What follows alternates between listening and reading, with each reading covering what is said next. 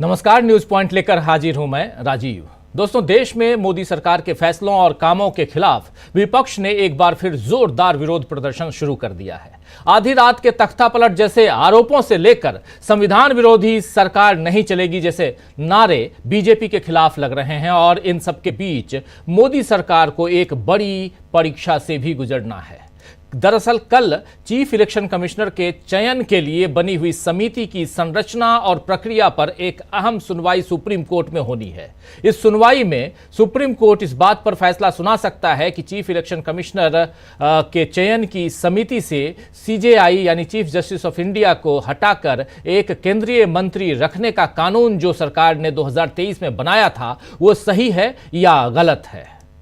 क्योंकि विपक्ष ने शुरू से इस कानून का विरोध किया कि इस समिति से सीजेआई को नहीं हटाया जाना चाहिए था। अगर सरकार की तरफ से 2 लोग और केवल एक व्यक्ति विपक्ष से रहेगा तो फिर ईमानदारी से चुनाव कैसे हो पाएगा, ये बड़ा सवाल है। लेकिन सरकार ने इस विरोध को दरकिनार करते हुए एक बार फिर अपनी मर्जी चलाई और कल आधी रात को ज्ञानेश कुमार को नया सीईसी यानी नया मुख्य चुनाव आयुक्त राजीव कुमार की जगह बनाने का आदेश आ गया। और अब राहुल गांधी ने इस पर अपनी आपत्ति का पत्र है उसको सोशल मीडिया पर जारी कर दिया है।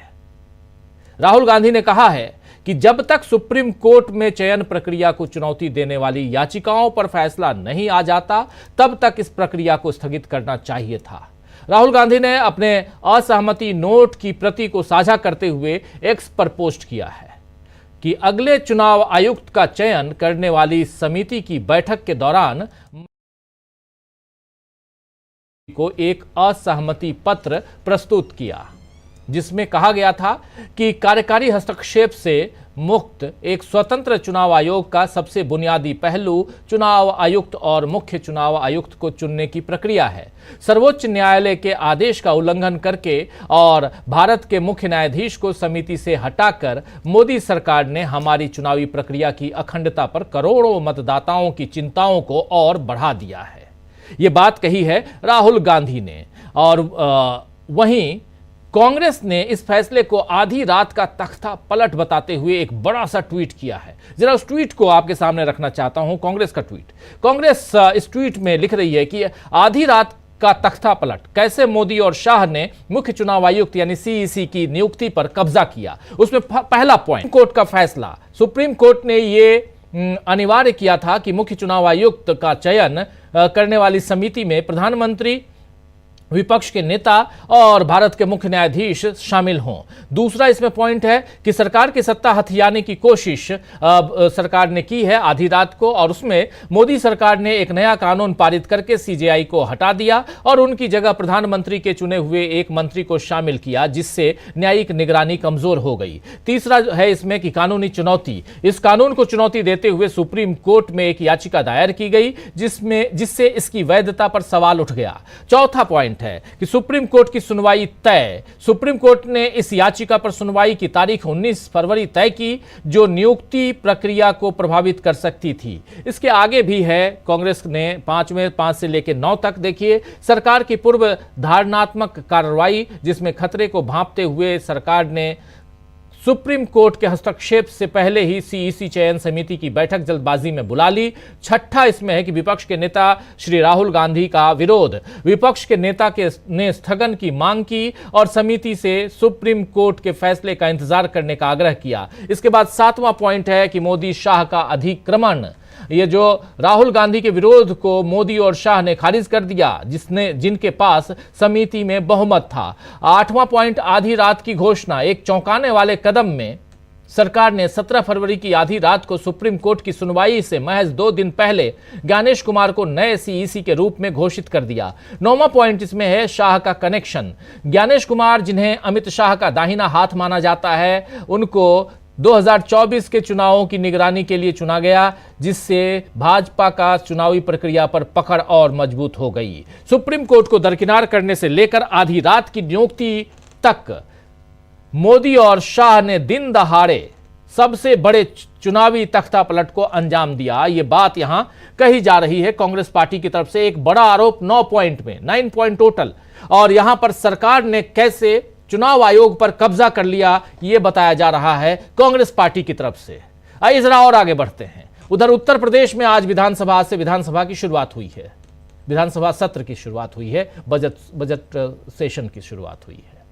उत्तर प्रदेश विधानसभा में आज समाजवादी पार्टी के विधायकों ने लाठी गोली की सरकार नहीं चलेगी और आरक्षण विरोधी, दलित विरोधी, संविधान विरोधी सरकार नहीं चलेगी ऐसे नारे लगाए वहां समाजवादी पार्टी के विधायकों ने, क्योंकि कुंभ की बद इंतजामी से लेकर अमेरिका से लौटे प्रवासियों को जिस तरह हथकड़ियों में जकड़कर भेजा गया और मोदी सरकार ने उस पर अमेरिका से नाराजगी तक नहीं जताई, इन सब पर आज समाजवादी पार्टी के लोगों ने विरोध किया। और उधर पश्चिम बंगाल में सीएम ममता बनर्जी ने कुंभ को लेकर एक ऐसा बयान दे दिया है जिस पर बीजेपी विवाद तो खड़ा करना चाह रही है, लेकिन उसमें भी वो खुद ही फंस रही है। खैर, क्या कुछ कहा है पहले ममता बनर्जी ने, उसे थोड़ा सुन लेते हैं, क्योंकि उन्होंने बांग्ला में कहा है, लेकिन बात समझ में आ रही है। आप लोगों में से कई सारे साथी बांग्ला अच्छी तरह से समझते हैं, नहीं समझते हैं तो आगे आप सुन लीजिए, आपको अगला जो थोड़ा सा ट्रांसलेशन मैं कर दूंगा। लेकिन बहुत महत्वपूर्ण है इस बात को समझना कि ममता बनर्जी ने इस कुंभ को मृत्यु कुंभ कहा है। क्यों कहा, सुनिए। সুতরাং পুজো পার্বণ আমাকে শিখিয়ে লাভ নেই। মহাকুম্ভ আমি নাইবা বললাম, ওটা এখন মৃত্যু কুম্ভ হয়ে গেছে। মৃত্যু কূপের মতো আমি মহাকুম্ভকে সম্মান করি, আমি শ্রদ্ধা জানাই, পবিত্র গঙ্গা মাকে আমি সম্মান করি, কিন্তু প্ল্যানিং না করে এত হাইপ তুলে এত লোকের মৃত্যু। यहां आप सुन रहे थे ममता बनर्जी काफी दुखी हैं। ममता बनर्जी ने महाकुंभ को मृत्यु कुंभ कहा है और बताया है कि मां गंगा का वो भी सम्मान करती हैं, कुंभ में उनकी भी आस्था है, लेकिन इस कुंभ में ठीक से व्यवस्था न होने के कारण लोग बेमौत मारे जा रहे हैं। अब अगर बीजेपी इस बात पर ममता दीदी को घेरेगी तो फिर उसे प्रयागराज से लेकर दिल्ली तक तो हुई भगदड़ का हिसाब देना पड़ेगा दोस्तों। और फिलहाल बीजेपी हिसाब देने की हालत में नहीं है, ये आप भी जानते हैं खबरों को कैसे बीजेपी दबाती है। दरअसल बीजेपी को तो केवल सत्ता का हिसाब ही समझ आता है और उसी के मुताबिक वो सारे फैसले करती है। चीफ इलेक्शन कमिश्नर की नियुक्ति का फैसला भी सत्ता सुरक्षित रखने के लिए ही शायद लिया गया है। हालांकि आज रिटायर हुए राजीव कुमार तो नई टीम पर काफी भरोसा जता रहे हैं और उनका मानना है कि अब भारत के लोकतंत्र का नाम पूरी दुनिया में और फैलेगा। लेकिन राजीव कुमार ने आज शेर और शायरी नहीं सुनाई, बहुत अफसोस है। सुनाते हैं, मजा आता है, थोड़ी चर्चा भी आगे हम बढ़ाते हैं। आइए जरा सुन लेते हैं राजीव कुमार ने क्या कुछ कहा है, या हो सकता है कल रात को जब वो सोच रहे थे कि आज मैं रिटायरमेंट के समय भाषण दूंगा, कुछ मीडिया के लोगों से चर्चा करूंगा, तो लिख नहीं पाए, बेचैन थे शायद राजीव कुमार, इसलिए कुछ दूसरे शेर व शायरी जो लिखे हुए हैं, जिसमें से कुछ इधर से चुराते हैं उधर से रखते हैं, शब्द इधर से उधर करते हैं, वो नहीं कर पाए, वो समय नहीं मिला होगा। खैर कोई बात नहीं, सुन लीजिए क्या कह रहे हैं मीडिया से चर्चा में राजीव कुमार। ये एक प्लेस ऑफ वर्शिप है, डेमोक्रेसी का प्लेस ऑफ वर्शिप है ये भवन। इसने बहुत मेहनत से विरासत इकट्ठी की है 75 साल में, और मुझे पूरी उम्मीद है कि आने वाले समय में ये जहां है उससे भी और ऊपर जाएगी। बहुत ही सक्षम हाथों में जा रही है, जो नई टीम है इसको और बहुत ऊपर लेके जाएगी। देश का लोकतंत्र बहुत ही मजबूत रहेगा, बहुत सुदृढ़ रहेगा, पूरे विश्व में अपनी पताका फहराएगा और लोग याद करेंगे, लोग लेसन्स लेंगे इंडियन डेमोक्रेसी से, इंडियन इलेक्शन से, ऐसी मेरी कामना है। और सबसे ज्यादा इसमें जो कंट्रीब्यूशन है वो वोटर्स का है, महिला वोटर्स का है और पॉलिटिकल पार्टीज का है, जो मेहनत करके एक सबको इकट्ठा रखते हैं। Thank you very much, wish all the best to everyone, all the voters, thank you very much.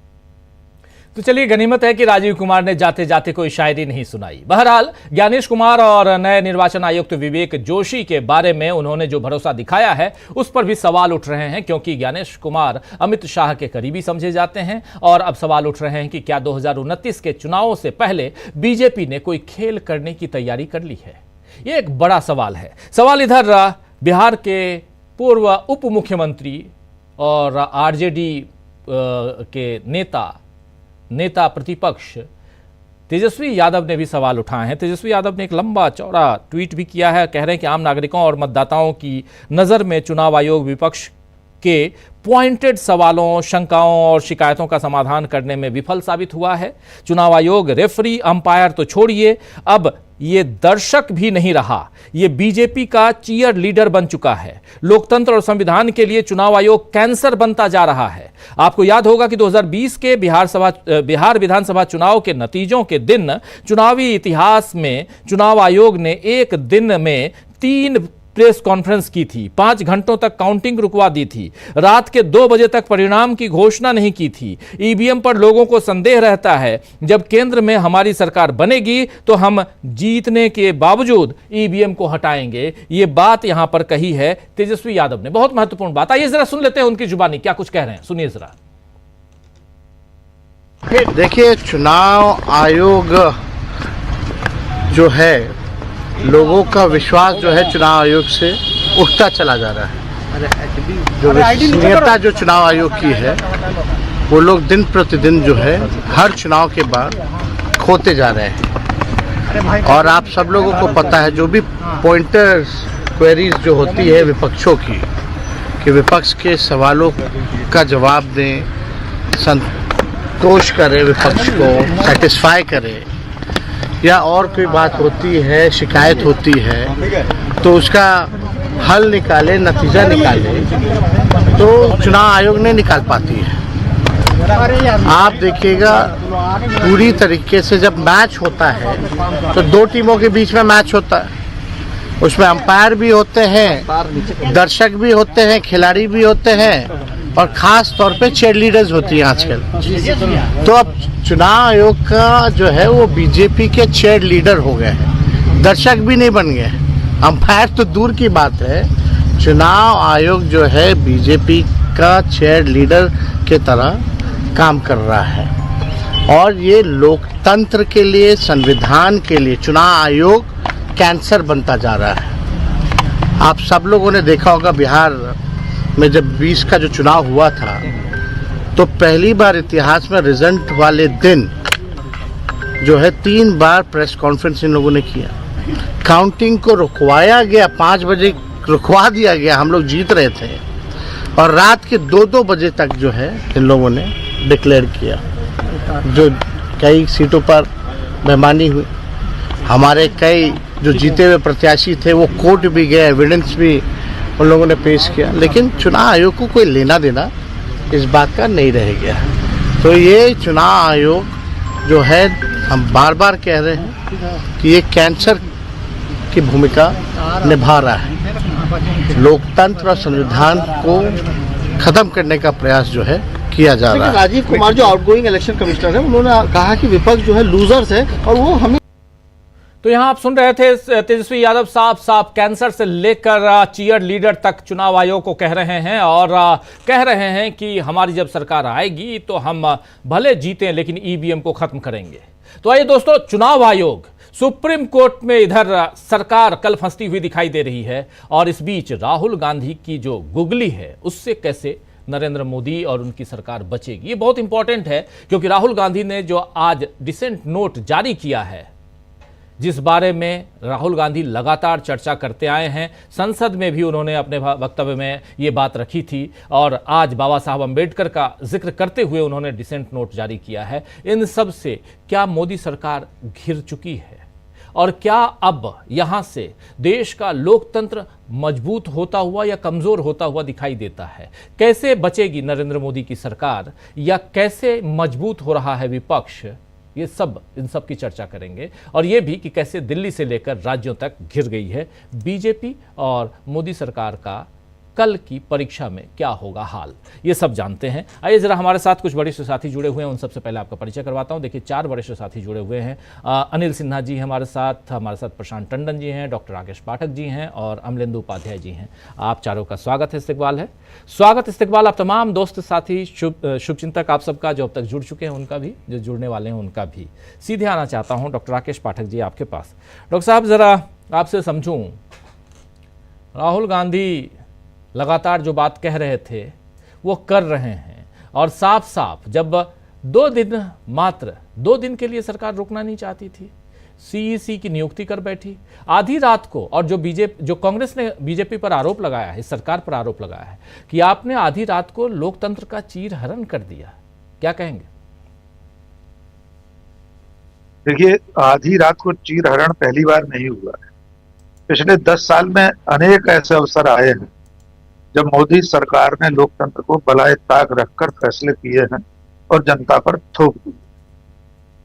लेकिन इस मुद्दे की अगर हम बात करें, मुख्य चुनाव आयुक्त की नियुक्ति, तो थोड़ा सा पीछे जाकर देखेंगे, क्रोनोलॉजी समझने की कोशिश करेंगे, तो इसकी शुरुआत उसी दिन हो गई थी जब मार्च 2023 में सुप्रीम कोर्ट ने यह निर्धारित किया था कि जो चयन समिति होगी उसमें प्रधानमंत्री, नेता प्रतिपक्ष और चीफ जस्टिस ऑफ इंडिया होगी। उस फैसले के बाद आनन फानन में जब मोदी सरकार ने नया कानून बना दिया और चीफ जस्टिस ऑफ इंडिया को उससे बाहर कर दिया, जस्टिस चंद्रचूड़ के सामने सब हुआ और वे देखते रहे। उसके बाद तमाम याचिकाएं लगी हैं इस मुद्दे को लेकर कि वो जो कानून बनाया गया है वो ठीक नहीं है। एक लोकतांत्रिक राष्ट्र राज्य में चुनाव आयोग की बहुत अहम भूमिका होती है। चुनाव कराना उसकी जिम्मेदारी है, जिससे सरकार बनती है, सरकार देश की भाग्य विधाता बन जाती है। इसलिए मुख्य चुनाव आयुक्त और चुनाव आयुक्तों की जो नियुक्ति है वो पारदर्शी तरीके से हो। और चयन समिति में ये जो असंतुलन इस वक्त दिखाई दे रहा है, जिसके खिलाफ राहुल गांधी ने अपना डिसेंट नोट दिया है, मैं संसद में भी कह चुके थे इसी सत्र में कि मेरे जाने से क्या फायदा होगा, 2-1 के बहुमत से तो आप पहले ही बैठे हुए हैं, प्रधानमंत्री और गृह मंत्री। लेकिन अगर देश का प्रधान न्यायाधीश उसमें होता तो कम से कम एक सत्ता पक्ष का मुखिया यानी प्रधानमंत्री, विपक्ष का नेता विपक्ष की तरफ से, और तीसरे कोण पर देश का प्रधान न्यायाधीश होता है। तब भले 2-1 का बहुमत हो जाता, तब भले ही वो प्रधानमंत्री के साथ जाकर फैसला करता, तब भी कम से कम एक बार प्रक्रिया ऐसी होती जो पारदर्शी होती, जिसमें एक संतुलन होता कि सत्ता और विपक्ष के बीच में तीसरा पलड़ा भी है। लेकिन नरेंद्र मोदी और उनकी सरकार ऐसी किसी प्रक्रिया में विश्वास नहीं करते जिसमें वे अपनी मनमानी न चला सके, उनकी मर्जी न चल पाए। इसलिए वे धीरे धीरे करके तमाम जो संवैधानिक संस्थाएं हैं उन्हें कठपुतली बनाकर रखना चाहते। इसलिए राहुल गांधी ने वहां जाकर अपना डिसेंट नोट दिया। हमें अंदर की पूरी जानकारी नहीं, इतना ही पता है जो उन्होंने अपने बयान में बताया है, जो वहां लिखकर देकर आए हैं। और ठीक भी है, वहां विचार विमर्श होता, वे अपनी आपत्ति दर्ज कराते, तब भी कुछ नहीं होना था। अंततः प्रधानमंत्री और गृह मंत्री तो तय करके बैठे थे कि कैसे पुतली बनाना है 2029 तक के लिए। संयोग यह है कि जनवरी 2029 में उनका कार्यकाल खत्म होगा और निर्धारित समय पर अगर हुए तो मई में और जून में चुनाव होते हैं। लोकसभा चुनाव की तैयारी वे करवा सकेंगे, मतदाता सूचियां अद्यतन हो जाएंगी उनके कार्यकाल में। और अगर सरकार ने चाहा कि इन्हीं के नेतृत्व में चुनाव कराना है तो 6 महीने पहले भी करा सकती है। तो कुल मिलाकर नरेंद्र मोदी और उनकी सरकार, मोदी शाह, भारतीय जनता पार्टी, सब कुछ अगले कुछ सालों में होने वाले 20 विधानसभा चुनाव और 2029 के लोकसभा चुनाव को नजर में रखकर कर रहे हैं। इसके लिए सत्ता में बने रहने के लिए, अगले चुनाव लगातार जीतते रहने के लिए ऐसे ही राजीव कुमार क्रमांक 2 की जरूरत थी जिसे उन्होंने चुन लिया है। उनके बारे में सारी जानकारी मिली गई है, वे कितने करीबी हैं अमित शाह के, कौन कौन से फैसलों में केंद्र सरकार के साथ शामिल रहे, राम मंदिर न्यास के गठन से लेकर 370 तक की फाइल तैयार करने में। तो मुझे ऐसा लगता है कि जो पिछले सालों से शेरो शायरी हम सुन रहे थे चुनाव आयोग की सबसे बड़ी कुर्सी से, हो सकता है इनको वो शौक ना हो शेरो शायरी सुनाने का, हमें नहीं मालूम, अब पहली जब प्रेस कॉन्फ्रेंस होगी तब मालूम पड़ेगा। लेकिन होगा वही जो मोदी मन राखा, मोदी रच राखा, ये चुनाव आयोग भी वही करेगा जो राजीव कुमार अब तक करते आए थे। लेकिन कुल मिलाकर ये एक स्वस्थ पारदर्शी लोकतंत्र के लिए खतरनाक संकेत है कि सत्ता में बैठे लोग सारी लोकतांत्रिक संवैधानिक इकाइयों को पर कब्जा करके अपनी मर्जी से उन्हें हाँकना चाहते हैं। अंत में इसका नुकसान जन को होगा, जनतंत्र को होगा, जनता को। जी राजीव। बिल्कुल बिल्कुल, आप सही कह रहे हैं। जन को होगा, जनतंत्र को होगा, जनता को होगा नुकसान। राजीव कुमार की जगह ज्ञानेश कुमार आ गए, एक कुमार गए, दूसरे कुमार आ गए, लेकिन 20 विधानसभा चुनाव और उसके बाद लोकसभा चुनाव 2029, क्या उसकी तैयारियों में लग गई है बीजेपी? एक बड़ा सवाल है। और सवाल इसके साथ साथ ये भी है कि आखिर सुप्रीम कोर्ट की क्या अवमानना कर गए यहां नरेंद्र मोदी और अमित शाह? ये भी एक बड़ा सवाल है। इन सवालों से पर्दा उठाने की कोशिश करेंगे। हमारे साथ प्रशांत टंडन जी जुड़े हुए हैं। प्रशांत जी, आपके पास आऊं आपसे पहले प्रोफेसर रविकांत जी, आपका स्वागत करता हूं इस कार्यक्रम में। बहुत बहुत स्वागत है आपका। और प्रशांत जी, ज्ञानेश कुमार, आखिर इन पर ये दांव और उसके बाद उधर हरियाणा के सीएस चीफ सेक्रेटरी जोशी साहब को लाना क्या मायने रखता है और क्या तैयारियां चल रही हैं? क्या अंदर खाने चल रहा है सरकार के अंदर? 20 विधानसभा के चुनाव जीतना है, उसके बाद 2029 का लोकसभा चुनाव भी जीतना है, इसी कुर्सी पे हमेशा चिपक के बैठे रहना है और इसके लिए लोकतंत्र की ऐसी तैसी करना है, ये मान लिया जाए।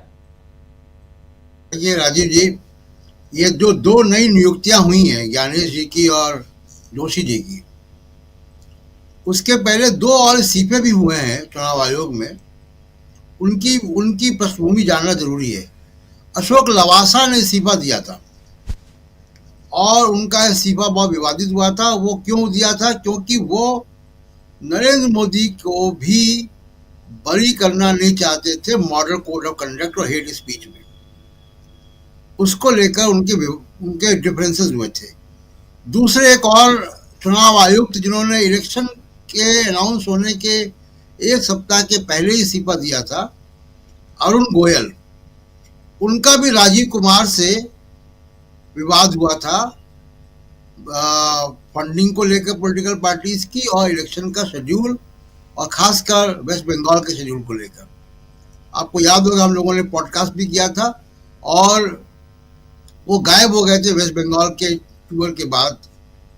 अब ये जो हुआ है नियुक्ति रात के 12 बजे आधी रात को, ये जल्दबाजी में इसीलिए की गई है कि किसी न किसी ढंग से जो ज्ञानेश कुमार को लाना था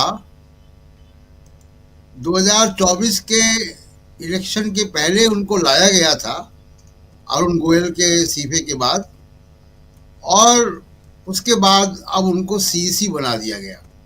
जल्दबाजी इसी बात की थी कि राजीव कुमार का इनको माकूल उत्तराधिकारी चाहिए। ऐसा नहीं कि बीजेपी के पास कोई अधिकारियों की या कैंडिडेट्स की कमी रही होगी, लेकिन इतना कारगर जो काम राजीव कुमार कर रहे थे कि जब तक अपने पूरे कार्यकाल में उनका कार्यकाल सबसे विवादित कार्यकाल माना जाएगा चुनाव आयोग में। चुनाव आयोग की विश्वसनीयता, उसकी प्रतिष्ठा, उसकी क्रेडिबिलिटी, चुनाव के प्रोसेस की पारदर्शिता, सब कुछ उन्होंने जो है उधेड़ बुन कर दिया।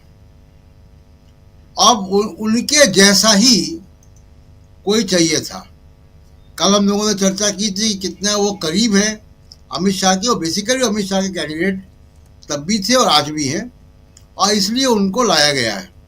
अब राहुल गांधी ने जो किया है, उन्होंने डिसेंटिंग नोट दिया है, यानी विरोध पत्र दिया है, असहमति पत्र दिया है। लेकिन जहां तक जो बातें बाहर आई हैं कि उन्होंने असहमति पत्र दिया और ये कहा कि इस बैठक को आप आगे बढ़ाइए, सुप्रीम कोर्ट की सुनवाई के बाद रखिए। उस पे अगर कमेटी ने कोई फैसला नहीं किया और राहुल गांधी ने कोई वोट नहीं किया, मीटिंग में वो मौजूद थे, तो इसको टेक्निकली बहुमत का या 2:1 नहीं माना जा सकता। बावजूद इसके कि उनकी मेजॉरिटी है, सरकार के 2 लोग हैं, एक नेता प्रतिपक्ष है, लेकिन टेक्निकली एथिकली इसको जो है 2:1 का फैसला नहीं माना जा सकता। अब सुप्रीम कोर्ट में कल ये मामला है। आज कुछ वकील गए सुप्रीम कोर्ट उनके चुनौती को स्वीकार कराने के लिए याचिका को, लेकिन सुप्रीम कोर्ट ने कहा कि आज जो क्योंकि हम इस पे बैठक कर ही रहे हैं तो सुनवाई इसी पे साथ में करेंगे। तो अब जो सुप्रीम कोर्ट में सुनवाई हो रही है कल, वो केवल प्रक्रिया पे सुनवाई नहीं है, अब सुनवाई इस बात पे भी होगी कि क्या ज्ञानेश कुमार की नियुक्ति संवैधानिक है, क्या वो कानून सम्मत है। इस पे भी कल सुप्रीम कोर्ट की सुनवाई होनी है। यानी सुप्रीम कोर्ट दो मामलों में सुनवाई करेगा, सरकार का जो कानून है जिसमें कि विपक्ष को या चीफ जस्टिस ऑफ इंडिया को हटा दिया गया और सरकार को वहां बैठा दिया गया। सरकार के दो लोग हैं और ये कहीं से भी न्याय संगत कमेटी नहीं रखती है। देखिए, जो 1995 का फैसला सुप्रीम कोर्ट का था, जिसके बाद ये मल्टी मेंबर कमीशन बनता है, टीएन सेशन जब बने थे और जीवीजी कृष्णमूर्ति और गिल साहब थे, उसके बाद से चुनाव आयोग की विश्वसनीयता बढ़ी है बहुत। तमाम पार्टियां हारी हैं, जीती हैं उसी दौरान, लेकिन चुनाव आयोग के ऊपर, चुनाव आयोग मशीनों पे बात होती रही है।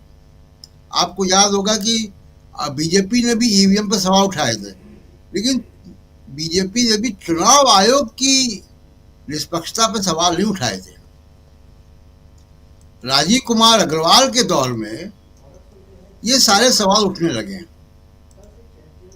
जी। तो ये बड़ा जो है दुखद पहलू चुनाव आयोग का है के साथ जुड़ा हुआ। कल सुप्रीम कोर्ट को बेसिकली 3 मुद्दों पर तो अपनी बात उनको स्पष्ट करनी चाहिए। एक, किस तरीके से वो चुनाव आयोग के प्रति जनता का विश्वास कायम कर सकते हैं, किस तरीके से चुनाव आयोग काम करे और उसके सबसे बड़े स्टेक होल्डर है पॉलिटिकल पार्टीज, जिसमें तमाम पॉलिटिकल, एक पार्टी के सिवा बाकी सब विपक्ष है, उनकी भी वहां सुनवाई हो। दूसरी बात, क्या नए चीफ इलेक्शन कमिश्नर का जो अपॉइंटमेंट है वो कानून सम्मत है, ये ठीक है। और तीसरा कि वो जो कानून सरकार ने बनाया है वो कानून जो है वो संविधान की धारा 324 की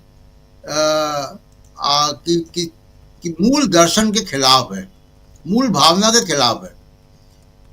तो ये 3 चीजों पर सुप्रीम कोर्ट को कल राय रख दी। हम लोग देखेंगे सुप्रीम कोर्ट कल क्या करता है। बीजेपी की हड़बड़ाहट समझ में आ रही है कि उनके पास कोई ऐसा व्यक्ति नहीं था जो राजीव कुमार की तरीके से चीजों को कर सके जैसे उन्होंने किया है।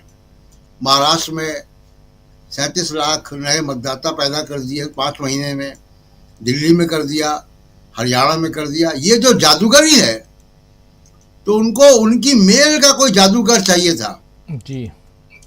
तो उनको वही व्यक्ति मिला जिसकी ट्रेनिंग अमित शाह के साथ हुई है। जी राजीव, बिल्कुल आप सही कह रहे हैं। ये जो जिसकी ट्रेनिंग अमित शाह के साथ हुई है, अब ज्ञानेश कुमार मिल गए हैं। इधर राजीव कुमार गए, ज्ञानेश कुमार आए। लेकिन 2 महत्वपूर्ण बातें जो कल सुप्रीम कोर्ट में जो सुनवाई होनी है उसमें, एक तो कि ये जो चुनाव की जो प्रक्रिया है, यानी चीफ इलेक्शन कमिश्नर और इलेक्शन कमिश्नर, मुख्य चुनाव आयुक्त और चुनाव आयुक्तों की जो को चुनने की जो प्रक्रिया, जिसमें से सीजेआई को हटाया गया है, चीफ जस्टिस ऑफ इंडिया को हटाया गया है, इस याचिका पर सुनवाई होनी है। दूसरी याचिका जो प्रशांत टंडन जी बता रहे थे, दूसरी याचिका यह भी लगाई गई है कि ये जो चुनाव हो गया, जिसका ऑलरेडी नोटिफिकेशन जारी हो गया, राष्ट्रपति महोदया ने रात को साइन कर दिया, सब कुछ हो गया 2-4 घंटों में, ये जो कर दिया गया है इस पर रोक लगे। और अगर ऐसा हो जाता है तब क्या स्थिति रहेगी मोदी सरकार की, ये जरा सोचिएगा। हालांकि उम्मीद कम, अब न न्यायपालिका पर भरोसा है और न ही अब कार्यपालिका और विधायिका पर भरोसा है। ये बात देश की जनता, ये मैं नहीं, देश की जनता कह रही है, इसलिए तकलीफ है। लेकिन आना चाहता हूं प्रोफेसर रविकांत जी आपके पास, आपसे जरा समझूं प्रोफेसर साहब कि क्या आपको लगता है कि जो कुछ हुआ कल से लेकर, और कल से लेकर आज भी मत कहिए, कल कुछ घंटों में, इसकी जरूरत थी क्या? क्या इतनी, एक तरफ देखिए तो लगता है कि बहुत ज्यादा हड़बड़ी में है और डर भी है। आखिर किस बात का डर है नरेंद्र मोदी की सरकार को?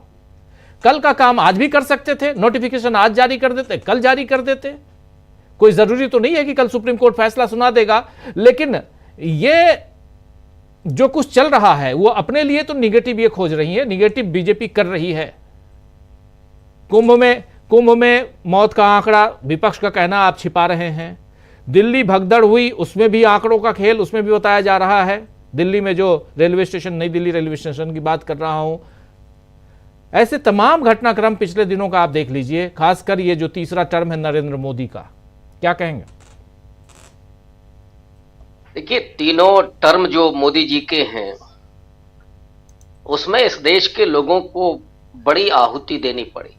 आप पहले टर्म में देखेंगे तो नोटबंदी में लोगों के साथ क्या हुआ, दूसरे टर्म में आप आइएगा तो कोरोना काल है और किसानों का आंदोलन है, वो आपको परिस्थिति दिखाई देंगी। और यहां तो शुरू ही हुआ है, और वो भी एक बड़ा आयोजन, हालांकि वो आस्था का उत्सव था लेकिन उसे एक पॉलिटिकल इवेंट बनाया गया, उसमें लोगों की आहुति हो रही है। तो ये तो मोदी जी के होने का अपना एक परिचय है, या इस देश के लोग अभिशप्त हैं। दूसरा जो आपने कल के बारे में कहा, देखिए राजीव जी, चोर डाकू आप जो भी कहें, वो कितना ताकतवर होता है, उसके पास असलहे होते हैं, लेकिन फिर भी वो रात के अंधेरे को ढूंढता है। वो लूट करने के लिए भी अंधेरे का सहारा लेता है। तो दरअसल कल जो हुआ वो लोकतंत्र की डकैती थी जिसको किया गया, और अब ये छिप करके नहीं हो रहा है, अब ये सरेआम हो रहा है, और उतनी बेपरवाही से हो रहा है कि हम डंके की चोट पर करेंगे, जिसको जो करना है वो कर ले। हम जनता को जानवरों की तरह हाँक दें, लोग मर जाएं, फिर भी मेरा कुछ नहीं कर सकता। सरकार चाहे 240 की हो या 300 की हो, नीतीश कुमार और चंद्रबाबू नायडू उसी तरह से खामोश बैठे रहेंगे, कोई कुछ नहीं कर सकता। अब राहुल गांधी ने डॉक्टर अंबेडकर का हवाला देकर के संविधान सभा में जब चुनाव आयोग को लेकर के पूरी बातचीत जो होती है उसका हवाला देकर के बात की है कि किस तरह का इलेक्शन कमीशन चाहते थे हमारे जो संविधान वेत्ता थे, जो संविधान निर्माता थे।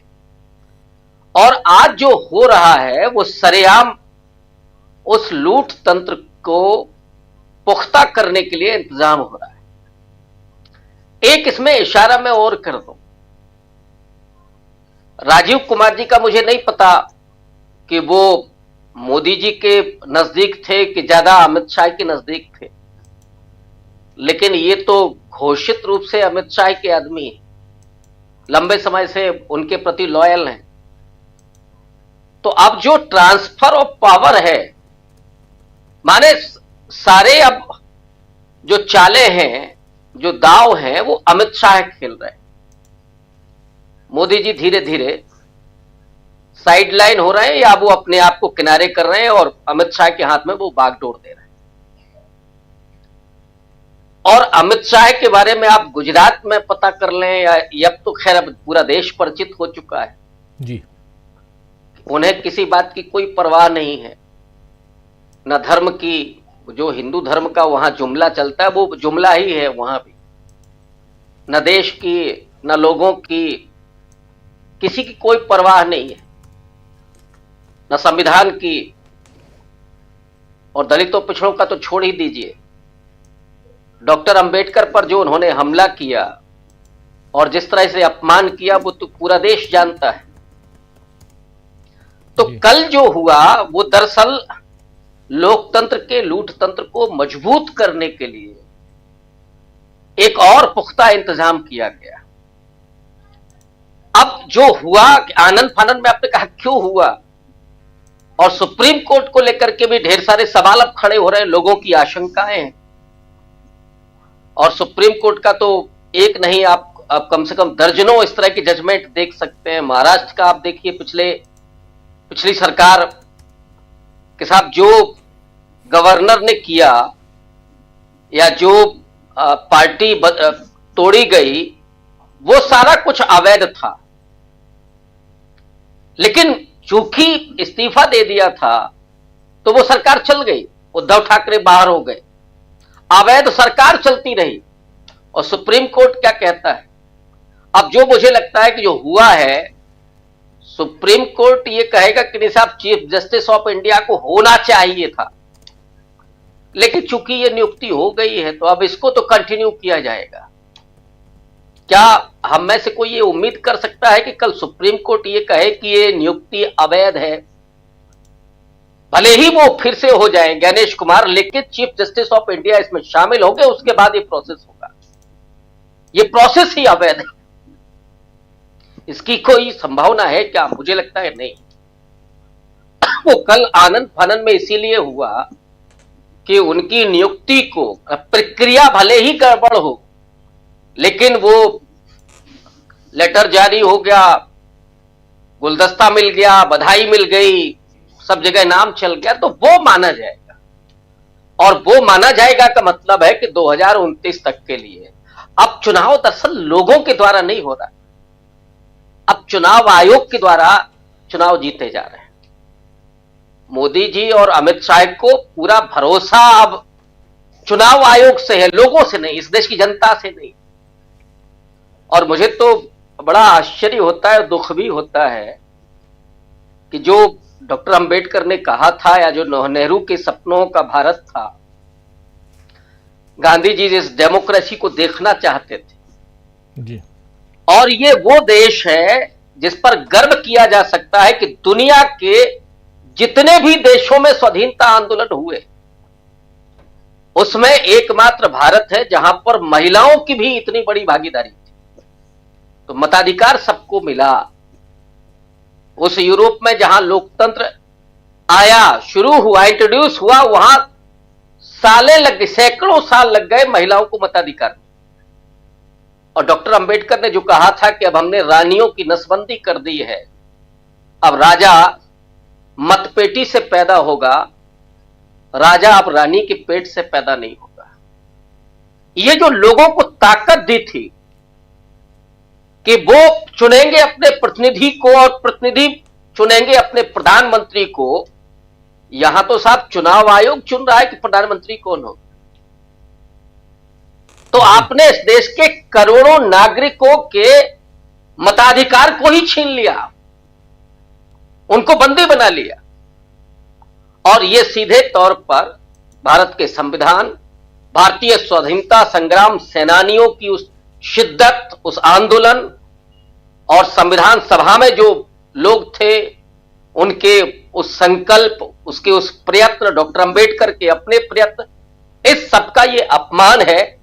मैं उम्मीद ये कर रहा हूं कि सुप्रीम कोर्ट कल जब इस पर सुनवाई करेगा तो ये पूरी पृष्ठभूमि उसके ध्यान में होगी कि अगर लोकतंत्र को जिंदा रखना है, जीवंत रखना है, तो फिर चुनाव आयोग जैसी संवैधानिक संस्था को स्वायत्त, स्वतंत्र और बेहद मजबूत रखना होगा। अगर वो कमजोर हो गई, या वो पिट्ठू हो गई, या वो ऊपर के निर्देशों के अनुसार काम करती है, तो लोकतंत्र इस देश में बेमानी हो जाएगा। राजीव जी। जी बिल्कुल बिल्कुल, आप सही कह रहे हैं, लोकतंत्र बेईमानी हो जाएगा, क्योंकि लोकतंत्र को मजबूत करने का काम जो है, बहुत बड़ा काम है, वो चुनाव आयोग का है। क्योंकि चुनाव अगर पारदर्शी तरीके से आप करवाते हैं तो बहुत कुछ आप यहाँ लोकतंत्र की मजबूती को दे देते हैं। लेकिन क्या चुनाव पारदर्शी तरीके से होता है या हो रहा है? क्या एक टीएन सेशन की और ज़रूरत है? ये सवाल अब देश की जनता, एक बहुत बड़ा वर्ग ये पूछ रहा है। और इन सब के बीच राहुल गांधी ने आखिर अपने डिसेंट नोट को सोशल मीडिया पर जारी क्यों किया, ये भी बड़ा सवाल है। इस पर भी हम चर्चा करेंगे। जरा अमलेंदु जी आपके पास आना चाहता हूं। अमलेंदु जी, राहुल गांधी को आखिर ज़रूरत क्यों आन पड़ी कि वो सोशल मीडिया के जरिए अपनी बात रख रहे हैं? गए वहाँ, उन्होंने अपनी बात रखी, डिसेंट नोट वहाँ दिया, और उसके बाद असहमति जताई, मौखिक भी और लिखित भी, और आ गए। कांग्रेस ने प्रेस कॉन्फ्रेंस कर ली। लेकिन आज इसकी जरूरत क्यों, सवाल उठता है।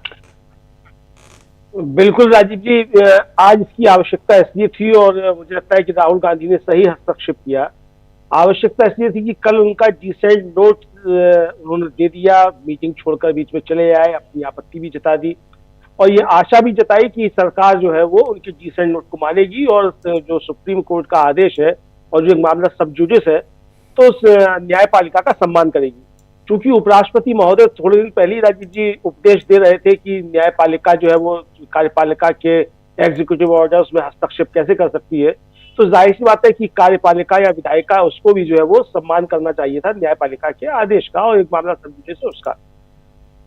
लेकिन जिस तरीके से रात में ही राष्ट्रपति ने आदेश कर पे दस्तखत कर दिए, आधी रात में ही गजट जारी हो गया, इससे ये संदेश गया कि सरकार पहले से तैयार थी उसे क्या करना है और राहुल गांधी का जो डिसेंट नोट था उसकी कोई अहमियत सरकार की नजर में नहीं थी और ये राहुल गांधी भी अच्छे तरीके से समझते थे कि सरकार करेगी अपने ही मन की। लेकिन ये एक आशा थी कि चूंकि एक थोड़ा सा झीना सा पर्दा जो है वो लगा रहना चाहिए कि भाई सुप्रीम कोर्ट काम सम्मान भी करते हैं।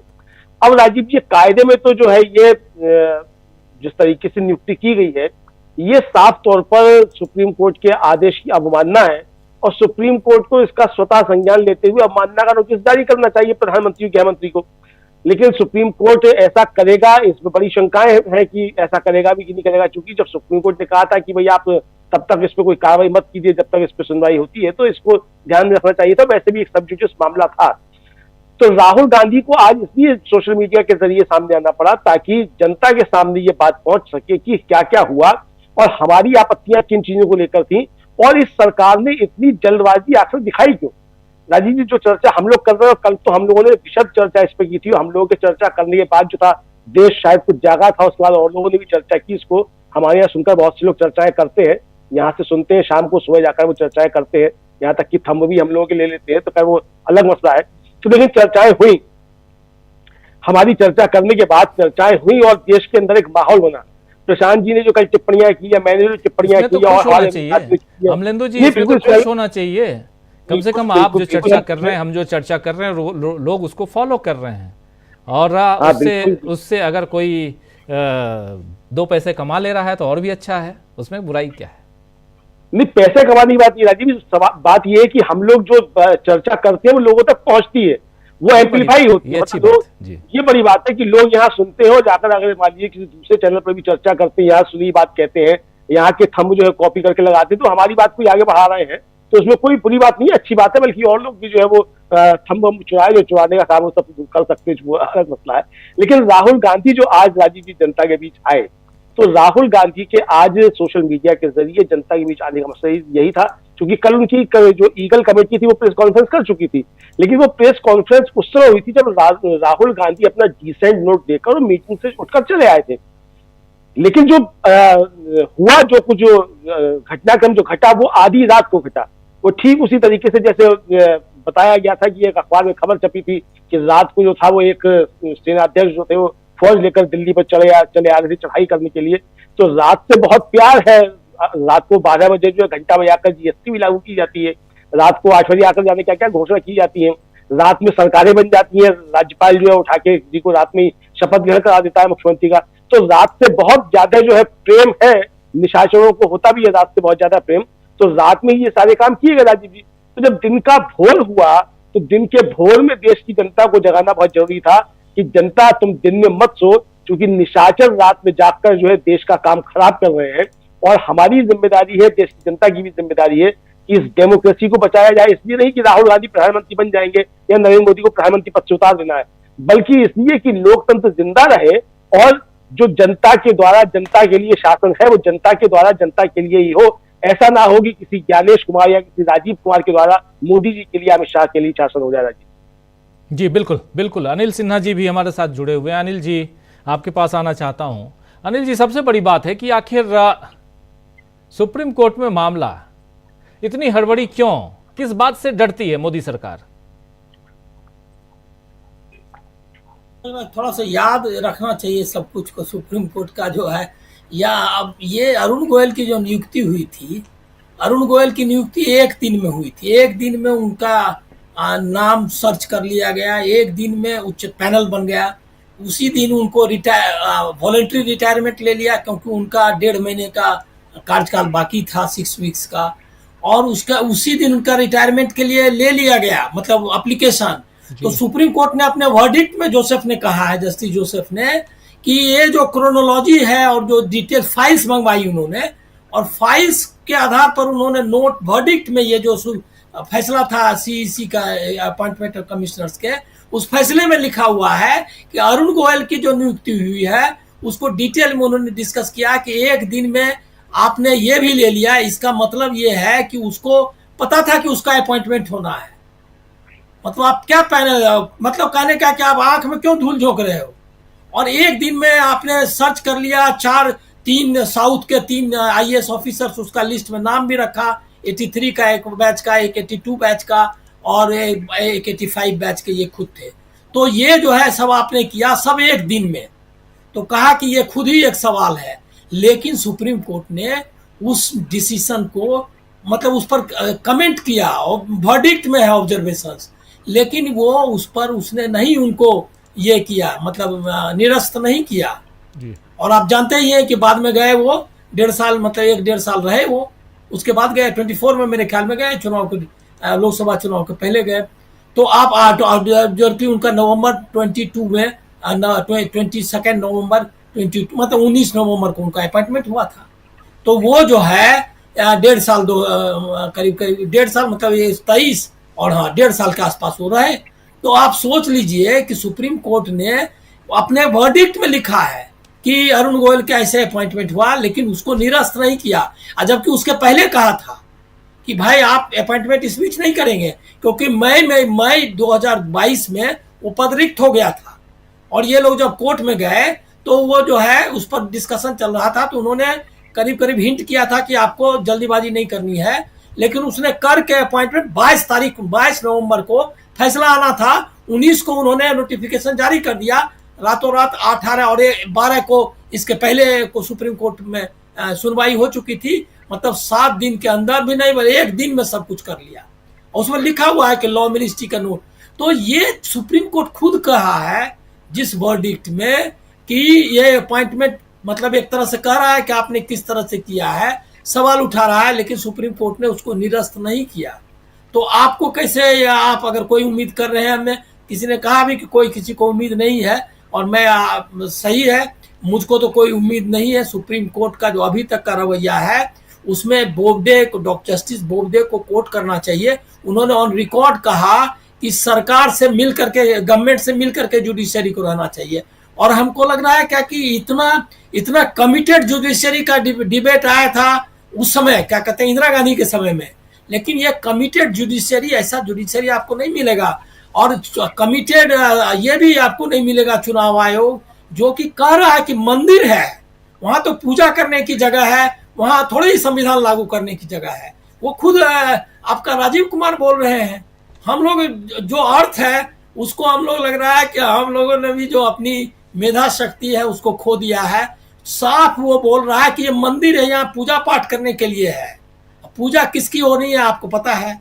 वो कह नहीं रहा, उसने कभी नहीं कहा कि संविधान की रक्षा करनी है। उन्होंने चिट्ठी लिखी, 2-3 उदाहरण देख लेना चाहिए उनका।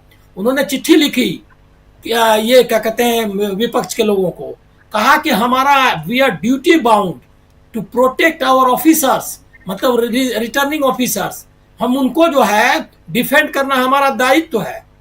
ये कभी किसी चुनाव आयुक्त की इस तरह से कभी बोल नहीं सकता था। उसका था कि डिफेंड करना चुनाव के प्रोसेस को हमारा काम है। आप देख रहे हैं, मतलब हम लोग रह गए कि हम लोग भी आंख मूंद करके सब कुछ चर्चा करते हैं, ऐसा मान करके कि सब कुछ चल रहा है, ठीक ही होगा। अरे आप देखिए कि ये जो है मॉडल कोड ऑफ कंडक्ट और सुप्रीम कोर्ट दोनों का ऑर्डर है कि धर्म का इस्तेमाल नहीं करना है चुनाव में वोट मांगने के लिए। और चुनाव के दिन जो है वो प्रधानमंत्री, अभी इसमें कहने की जरूरत है क्या कि हमको वोट दो, बोल रहा है कि हम सीधे अवतारी पुरुष हैं। वो बोला भी, और उसके बाद उन्होंने दिखाया कि किस तरह से जो है जैकेट पहन करके गंगा में स्नान, पहली बार हालांकि हम लोगों ने देखा इस तरह से जैकेट में पहन करके किसी को स्नान करते हुए। लेकिन मतलब बहुत सारे बिंब आते हैं, नेहरू जी की भी तस्वीर है ये क्या कहते हैं गंगा नहाने की, लेकिन इस तरह से कोई तस्वीर नहीं देखी होगी। और वो बाकायदा दिन भर चलता है। उसके बाद बजट उसी, और कितना बढ़िया वो शख्स, उसकी हिमाकत देखिए, उनकी, राजीव कुमार की, कि आज वो उपदेश दे रहा है कि चुनाव के बीच में जो है टांग अड़ाने की जरूरत नहीं है। जब प्रक्रिया चुनाव की चल रही हो तो कोर्ट को जो है सो रेस्ट्रेन रखना चाहिए। वो देखिए कितना, मतलब ये आप जरा उनकी देखिए हिम्मत, देखिए उनका डेडिकेशन, देखिए तारीफ करिए। हमको लग रहा है क्या कि लैंग्वेज बदलिए, प्रशंसा करिए। ये जो समर्पण है अपने देव पुरुष के लिए, अपने जो आकाओं के लिए, वो समर्पण यही काम आएगा। ये जो है, जो जिस तरह से करना है, संविधान वगैरह की कोई जरूरत, मंदिर का पूजा, ये शख्स तो अभी इसको तो अधिकार है ये कहने का कि राम, वो तो ट्रस्ट के मेंबर भी थे ना शायद राम मंदिर बनाने के। अब तो वो राम से शुरू करेंगे, राम में खत्म करेंगे। उनको तो कोई दिक्कत नहीं, उनको तो उनके साक्षात, और उन्होंने ही ये रामलला की जो मूर्ति बनी है उसका चयन करने का भी शायद उनको ये जाता है, क्या कहते हैं, श्रेय जाता है। तो इतना कुछ हो रहा है सकारात्मक आप देखते नहीं है, तो हम लोग अब कैसे, मतलब आप डिबेट आप करना चाहते हैं, सकारात्मक सोचिए कि मंदिर में भगवान की प्रतिष्ठा करनी है, मंदिर का नाम लेना है, उनके नाम पे ही तो वो जो है सारा संसार चल रहा है। और आप जो है राजीव कुमार और सुप्रीम कोर्ट में फंसे हुए हैं। कल के फैसले में मुझको कोई उम्मीद नहीं है। अगर आपको लग रहा है तो जरूर, मैं चाहता हूं कि मैं गलत साबित हो जाऊं, लेकिन एक बार भी हमको निराश नहीं किया सुप्रीम कोर्ट ने, कभी भी गलत साबित नहीं होने दिया। जब भी मैंने कहा कि सुप्रीम कोर्ट यही करेगा जो सरकार चाहती है, तो उसने वो साबित करके दिखाया। 2014 के बारे में मुझको कोई घटना नहीं याद नहीं आता, उदाहरण दे दिया महाराष्ट्र का।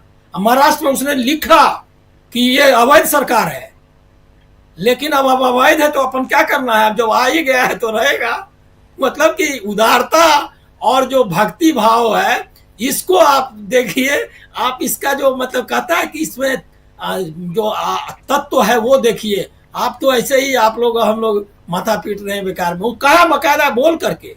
और अच्छा, ये जो अवैध सरकार बनी उसको प्रिसाइड ओवर, जो सुप्रीम कोर्ट ने उसको मार्ग प्रशस्त किया। लोग गए उसी दिन जिस दिन वो लोग आसाम में घूम रहा था और क्या कहते हैं विधायक लेकर के, या गोवा में नाच रहा था। लेकिन उसके कहा क्या कि अभी डेट आगे, अभी क्या है, अभी जल्दी क्या है, मतलब कोई दिक्कत नहीं है। अच्छा, पूरा सब कुछ सामने चलता रहा और बाद में अभी चंद्रचूड़ बोल रहे हैं लगातार। वो तो आपने बीबीसी का इंटरव्यू देखा है, किस तरह से अपने को बोल रहे हैं कि हमने 370 की बात आप कर रहे हैं, हमने वहां इलेक्टेड गवर्नमेंट बना दिया। अरे वो नहीं पूछ रहे थे वो कि आपको इलेक्टेड गवर्नमेंट बनाया कि नहीं आपने, वो उसके फैसले के बारे में पूछ रहे थे। वो कहा कि इलेक्टेड गवर्नमेंट बना दिया।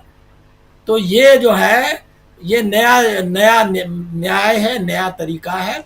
अब इसमें तो या तो एडजस्ट करिए, और ये भी मैं लास्ट पॉइंट कहता हूं कि ये सिर्फ कमेंट करने से विपक्ष का काम नहीं चलने वाला है। वो भी एक स्पेस बन गया है जो सिर्फ कमेंट करता है सोशल मीडिया के जरिए, और अकेले राहुल गांधी का वश का भी नहीं है। पूरे देश को ये समझना होगा कि इस तरह के अगर लोग रहेंगे तो लोकतंत्र नहीं बचेगा, और इसके लिए आपको बहुत आगे जाना है। अब आप हर चुनाव लड़िए और उसके बाद आप अपना माथा पीटिए, इससे काम नहीं चलेगा। अब बिना ये चुनाव में परिवर्तन के चुनाव नहीं हो, या चुनाव नहीं होने देंगे इस तरह का, ये तय करना होगा। ये अदरवाइज आप नहीं कर सकते, क्योंकि किसी चीज का जवाब ही नहीं देना है। और उसके बाद जो है सुप्रीम कोर्ट को सबको आप सुप्रीम कोर्ट देगा। अगर मैं चाहता हूं कि गलत हो जाऊं, लेकिन मुझको लगता नहीं। आप चाहते हैं कि गलत हो जाएं, और सही है, ऐसा ही हम भी चाहते हैं कि आप गलत हों, और हम सब चाहते हैं कि हम लोग इस लोकतंत्र की बेहतरी के लिए ये प्रोग्राम भी करते हैं। तो इसमें बहुत सारी बातें, हम संविधान की रक्षा, लोकतंत्र की बेहतरी, इससे बेहतर और क्या हो सकता है। अगर आप राष्ट्रवादी हैं तो हम भी राष्ट्रवादी हैं, और आपसे मतलब अनिल जी आपकी बात नहीं कर रहा हूं, मैं उन लोगों की बात कर रहा हूं जो राष्ट्रवाद के नाम पर यहाँ मार काट करते रहते हैं और क्या क्या नहीं करते हैं। लेकिन खैर, सुप्रीम कोर्ट की टिप्पणी कुछ और होती है, और फैसला कुछ और होता है। इसलिए भरोसा न्यायपालिका से देश के लोगों का बहुत उठ चुका है। सीजेआई चंद्रचूड़ का इंटरव्यू कई जगहों पे, और उसमें भी अभी रिसेंट इंटरव्यू का जिक्र कर रहे थे अनिल सिन्हा जी, बहुत इंपॉर्टेंट बात है। हालांकि आधे नेता तो वो पहले ही थे जब उस कुर्सी पर थे, और आधे अब और बन गए हैं, और सवालों का जवाब घुमाना और बाकी करना ये सब कुछ, और कई जगह फंस भी गए उस इंटरव्यू में देखिए तो। लेकिन क्या सुप्रीम कोर्ट और क्या इधर यानी न्यायपालिका, कार्यपालिका, ये सब ये मिलकर लोकतंत्र को खोखला कर रहे हैं?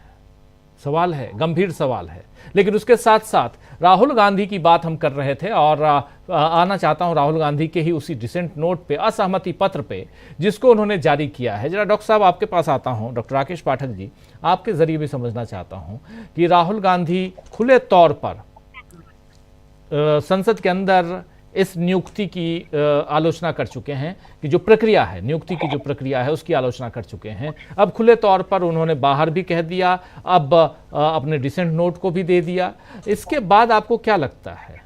और जो बात यहाँ एक बहुत वैलिड पॉइंट यहाँ पर अनिल सिन्हा जी कह रहे थे कि विपक्ष को सिर्फ सोशल मीडिया या ऐसे मंचों से अपनी आवाज़, सिर्फ अपनी बात कह देने मात्र से नहीं होगा, आपको यहाँ सड़कों पे आना होगा, आपको इसका विरोध करना होगा जम के। लेकिन दिखता है क्या कि यहाँ पे विपक्ष इन बातों को गति देने के लिए तैयार है, या गति देता हुआ दिखता है? इसलिए भी कह रहा हूं कि ममता बनर्जी ने एक बहुत बड़ा रिस्क लिया है।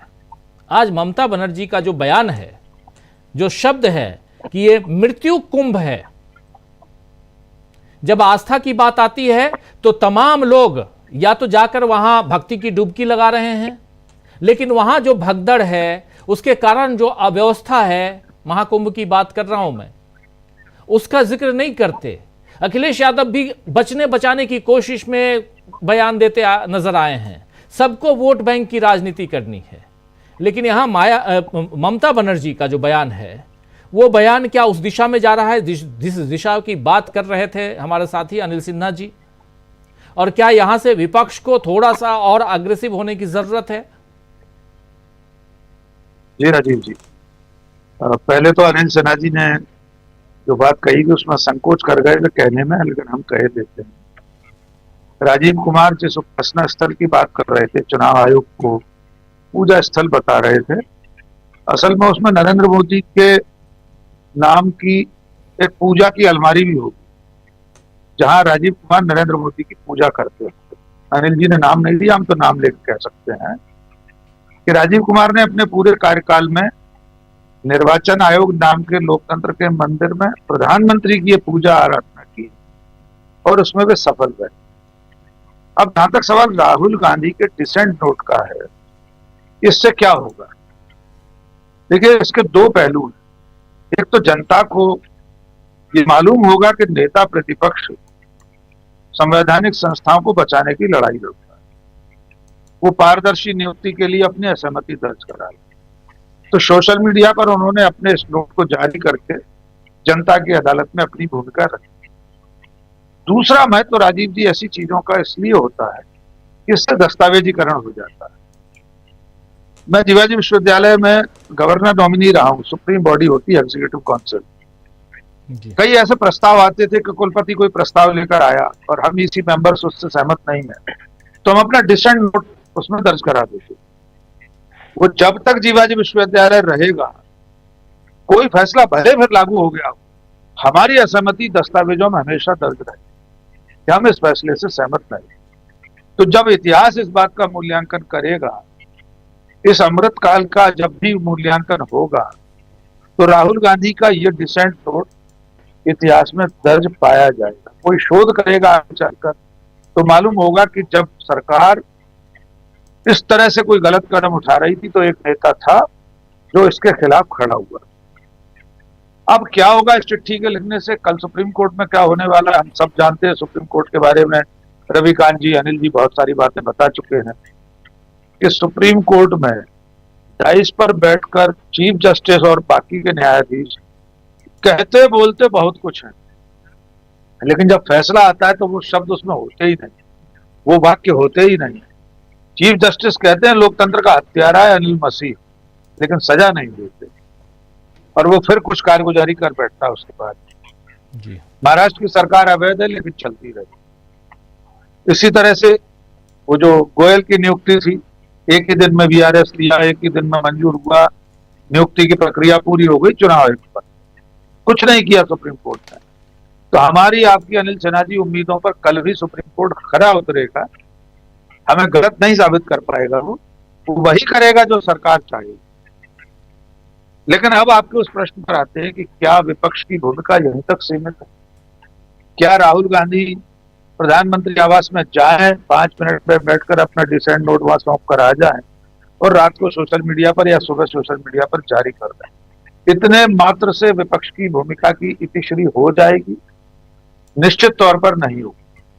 अब विपक्ष को अनिल सिन्हा जी की बात सुनना पड़ेगी और उस तरफ चलना पड़ेगा, जन आंदोलन छेड़ने पड़ेंगे, सड़कों पर उतरना पड़ेगा, वरना इस तरह से जो घोषित लोकतंत्र है वो धीरे धीरे एक तंत्र में बदल जाएगा। जैसे 1930-31 के जर्मनी में हिटलर भी तो चुनाव जीतकर ही सत्ता में आया था सर, वो कोई सीधे सीधे तानाशाह नहीं बन गया, बाकायदा उसने सरकार बनाई, गठबंधन की सरकार थी, तो जल्दी बर्खास्त कर दी, राष्ट्रपति से कहा इसको बर्खास्त कर दो हमारी सरकार को, फिर दोबारा बनाएंगे, दोबारा चुनाव हुए, फिर किस तरह चुनाव हुए और किस तरह वो तानाशाह बना, किस तरह उसने वो अध्यादेश जारी करा के सारे अधिकार अपने हाथ में दे दिए। अब इसी चीज की एक कमी रह गई है ना कि घोषित रूप से एक अध्यादेश किसी केंद्र सरकार जारी करे और ये कह दिया जाए कि संसद तो रहेगी, कैबिनेट भी रहेगी, सब कुछ रहेगी, लेकिन सारे अधिकार चांसलर के हाथ में होंगे, यानी प्रधानमंत्री के हाथ में होंगे। बस उसकी कमी रह गई, बाकी तो सब रोज हो ही रहा। एक और विषय राजीव जी, आपने शुरू में इस विषय को यहीं विराम देता हूं, आपने अपने इंट्रो में उत्तर प्रदेश की विधानसभा और वहां मुख्यमंत्री के बोल वचन की बात कही थी जी। सिर्फ एक बात कहना चाहता हूं, योगी आदित्यनाथ जिस वक्त ये कह रहे थे कि उर्दू पढ़ाकर मौलवी बनाना चाहते हैं या कठमुल्लापन की तरफ ले जाना चाहते हैं, वो इतना आपत्तिजनक बयान था कि योगी आदित्यनाथ शायद ये भूल गए कि उर्दू हमारे देश की 22 मान्यता प्राप्त भाषाओं में से एक है। 7.5 करोड़ से ज्यादा लोग उर्दू बोलते हैं और उसमें सारे मुसलमान नहीं है। नंबर 3, उर्दू कहीं अरब से आई हुई भाषा नहीं है। योगी आदित्यनाथ को उनके आईटी सेल ने नहीं बताया होगा कि उर्दू हिंदुस्तान की भाषा है, 12वीं शताब्दी में यही इसी देश में पैदा हुई है। अमीर खुसरो, मीर तकी, मीर गालिब, अल्लामा इकबाल, मुंशी प्रेमचंद, ये सब उर्दू की ही देन है। मुंशी प्रेमचंद उर्दू में लिखते थे। तो योगी आदित्यनाथ जिस वक्त ये कह रहे थे तो न केवल वे संविधान में मान्यता प्राप्त एक भाषा का अनादर कर रहे थे, बल्कि अपनी घृणा का ही प्रदर्शन कर रहे थे। कल अगर विधानसभा में कोई खड़े होकर ये कहने लगे कि जो संस्कृत पढ़ाई जा रही है संस्कृत विद्यालयों में, विद्यापीठों में, क्या वहां से संस्कृत पढ़कर सिर्फ पंडित बनने वाले हैं, पोंगा पंडित बनने वाले हैं, तो कैसा लगेगा वो? तो मैं समझता हूं ये इतनी आपत्तिजनक बात है, लेकिन हम जानते हैं ये उस धारा के लोग हैं जिन लोगों ने बाबाए गजल, बाबाए उर्दू, वली दक्कनी की मजार तो दी थी गुजरात में नरेंद्र मोदी के कार्यकाल में, सड़क बनाने की वली दक्कनी की मजार। तो उसी परंपरा में योगी आदित्यनाथ चल रहे हैं, लेकिन इस देश को समझना होगा इतनी नफरत के साथ राजनीति ज्यादा दिन तक नहीं चलनी चाहिए, वरना इस देश का ताना बाना बिखर जाए। जी राजीव, बिल्कुल बिल्कुल आप सही कह रहे हैं। बहुत इंपॉर्टेंट बात यहाँ, चूंकि आज उत्तर प्रदेश विधानसभा की आज से शुरुआत हुई है और शुरुआत में मैं ये बात कह भी रहा था, और उर्दू वाली जो बात है ये बहुत, और उनकी भाषा बहुत ही निम्न स्तर की भाषा थी। एक मुख्यमंत्री की भाषा ये नहीं हो सकती जिस ढंग से वो भाषण दे रहे थे, और जब ये बात कठमुल्ले और क्या क्या ये सारी चीज़ें कह रहे थे, ऐसे शब्दों का इस्तेमाल कर रहे थे, ये बिल्कुल एक मुख्यमंत्री या प्रधानमंत्री के मुंह से तो ये सब नहीं निकलना चाहिए। लेकिन फिर भी जब यही चल रहा है और जो अनिल जी कह रहे थे कि हम उम्मीद क्या करें, प्रशांत टंडन जी ज़रा आपसे भी समझना चाहता हूं कि यहाँ एक अलग चर्चा, और उस चर्चा में सबसे बड़ी चीज़ कि आप किसी भी ढंग से, यानी सत्ता पक्ष जो अभी विराजमान है वो किसी भी ढंग से सत्ता पे रहना चाहता है, सब कुछ उसके पास है, लेकिन उसके बाद भी डर किस बात का है? सत्ता पक्ष को डर, मैं बता रहा हूं। देखिए, आज 18 तारीख है राजीव जी, 10 दिन हो गए और दिल्ली का नतीजा है, मुख्यमंत्री आज तक नहीं बन पाया। छोटी सी विधानसभा, 70 सीट, क्यों मुख्यमंत्री नहीं बन पा रहा है? क्यों तेलंगाना में मुख्यमंत्री कांग्रेस बना ले जाती चुनाव जीतने के बाद? क्यों कर्नाटक में ऐसी समस्या नहीं आती? क्यों महाराष्ट्र में 1 महीने तक सरकार किसकी बनेगी तय नहीं हो पाता? दरअसल ये जीत ऑर्गेनिक जीत नहीं है, ये मैनेज की हुई जीत है। जो जीत वास्तविक जीत होती है वो जीत नेता अपने आप सामने करती है। सुक्खू बन गए, कोई विवाद हुआ सुक्खू के हिमाचल के मुख्यमंत्री बनने पर, या पंजाब में जो मान साहब है तो उनको लेकर कोई विवाद हुआ? थोड़ी बहुत राजनीतिक रस्साकसी हर पार्टी में है, महत्वाकांक्षा है, लेकिन मुख्यमंत्री बनाने में इतना वक्त लगे, उसका रीजन यही है कि जो जीत है वो मैनेज की हुई जीत है जी। अब उसमें जोड़ तोड़ करना पड़ता है, एक बात। दूसरी बात देखिए, राजीव कुमार अग्रवाल जो चुनाव आयोग में करके गए हैं, वो इतना कर गए हैं कि बीजेपी अब उतना वही चुनाव हारेगी जो वो हारना चाहेगी।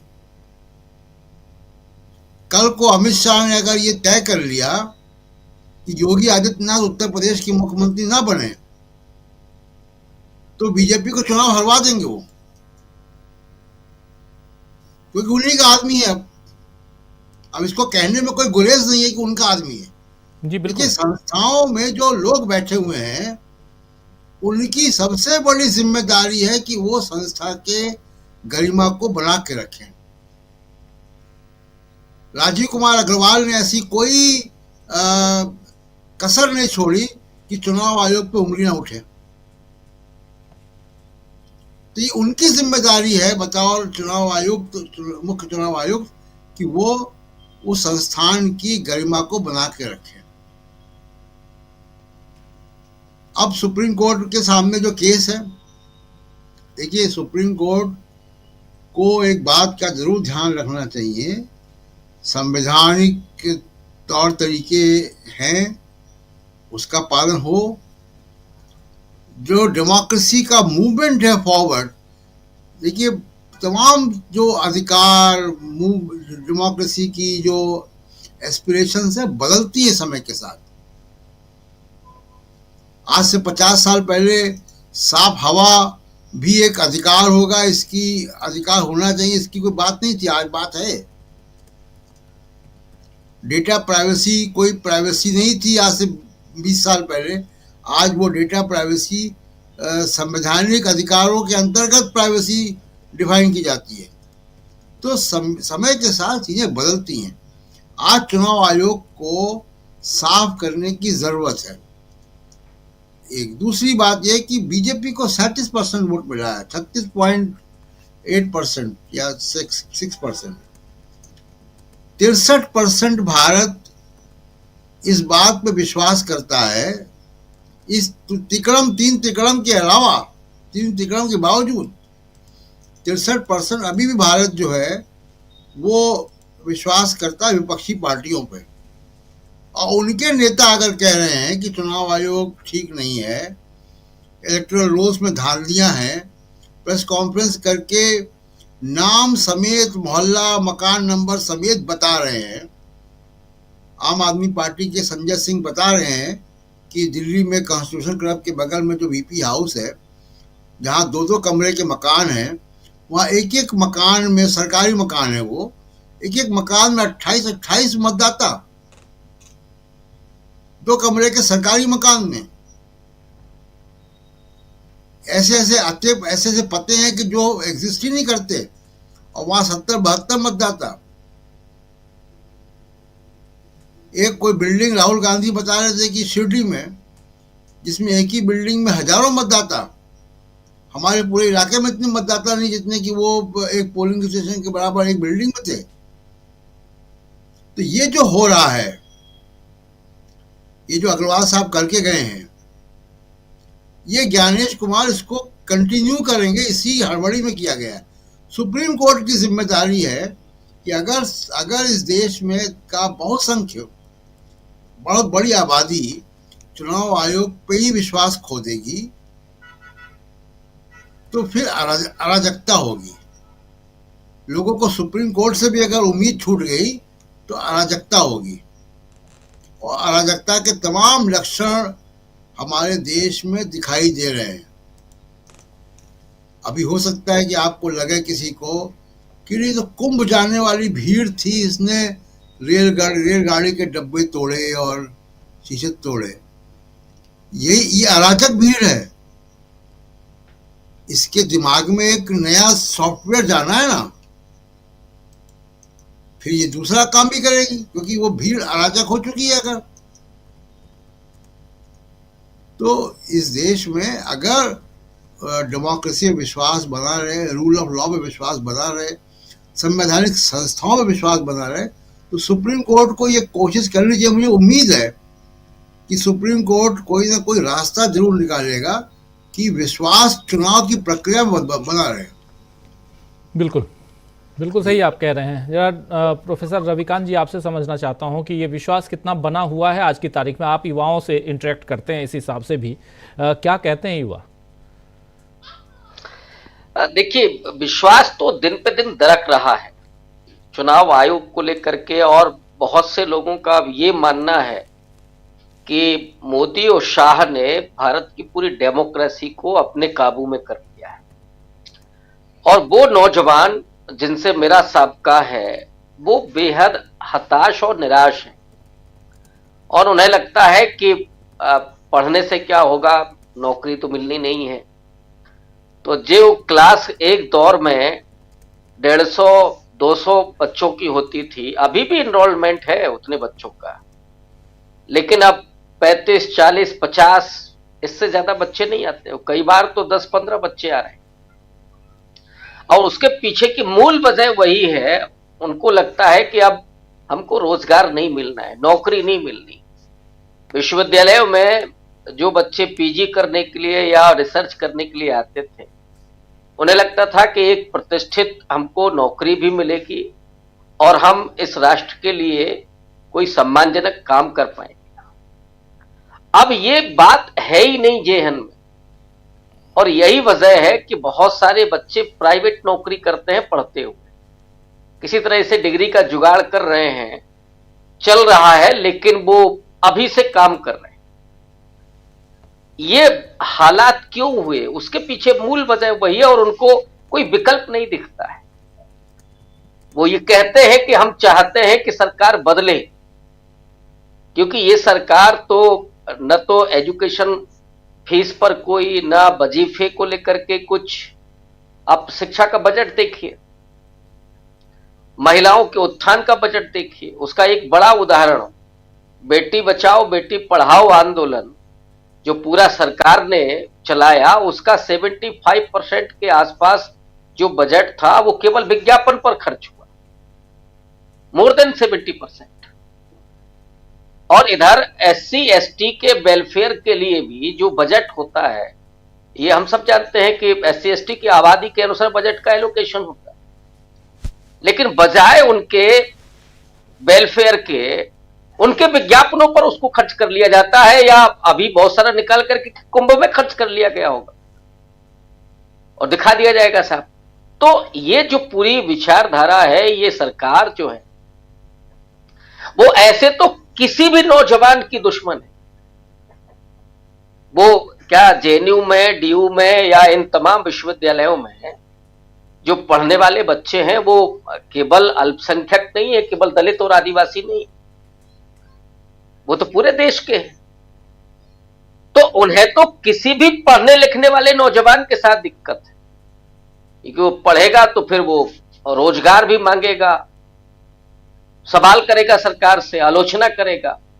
तो अब केवल उनको भक्त बना देना है। आत्महत्याएं देखिए आप कितनी नौजवानों की बढ़ रही, सवाल उस पर उठाएंगे कि साहब कितना कंपटीशन है और माता पिता बड़ा अत्याचार कर रहे हैं अपने बच्चों पर। सवाल तो सरकार के साथ है, सरकार से होना चाहिए। तो नौजवानों को कोई अब विकल्प नहीं सूझता है, और इसीलिए, और इनके लिए क्या, हम लोग तो बखूबी इस बात को जानते हैं कि विश्वविद्यालय बंद करके उनको अंबानी और अडानी को सौंपना है। वहां पे मॉल खोलेंगे, कुछ और बड़े बड़े काम होंगे जिससे बिजनेस हो।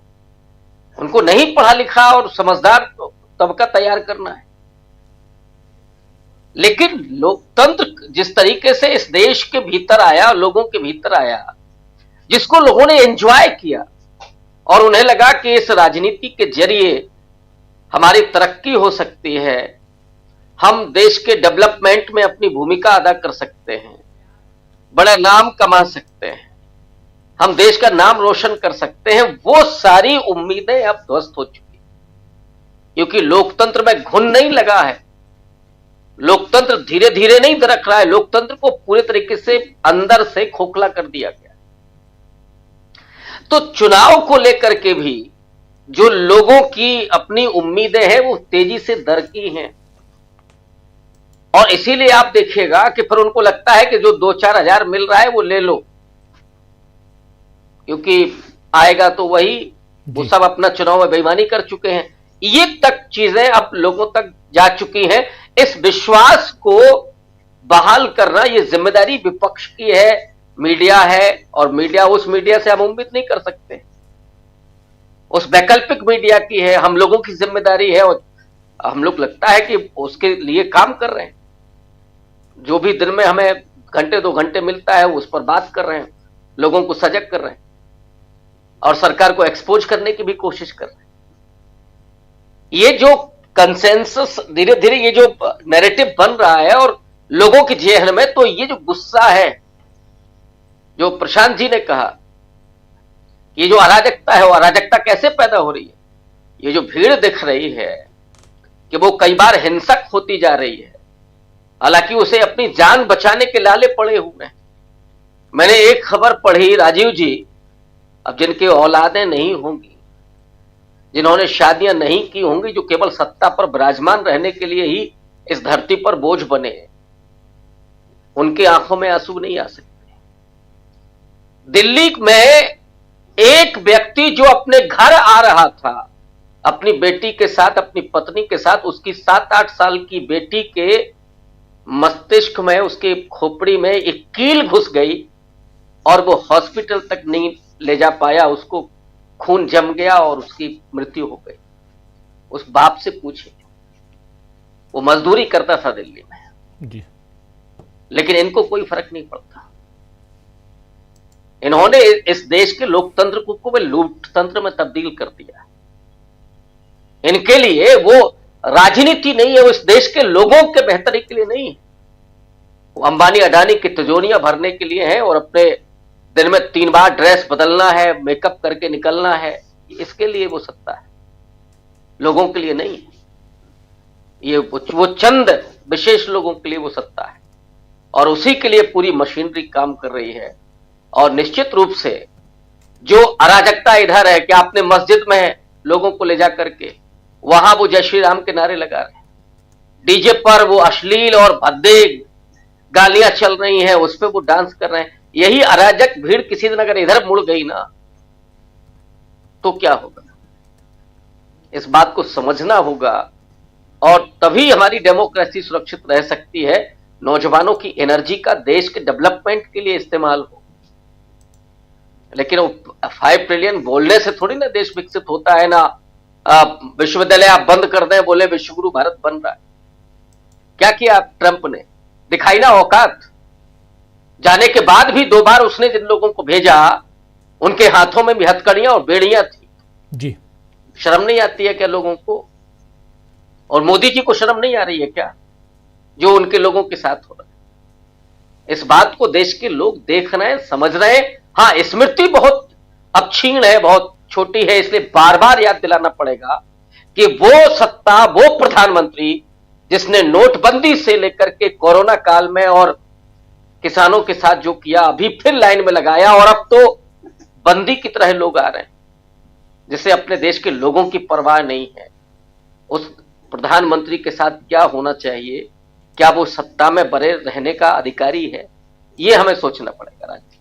बिल्कुल आप सही कह रहे हैं, बहुत वाजिब सवाल यहाँ पे है, लेकिन क्या ऐसा है? और दूसरी बात, मैं फिर उसी सवाल पे आता हूँ अनिल सिन्हा जी, कि आखिर डर कहाँ है? हड़बड़ी क्यों है नरेंद्र मोदी को? अभी तो 5 साल सत्ता है, 2029 तक, या पूरा हिंदुस्तान भाजपा में भगवामय करना है, एक भी राज्य नहीं छोड़ना है, ये है।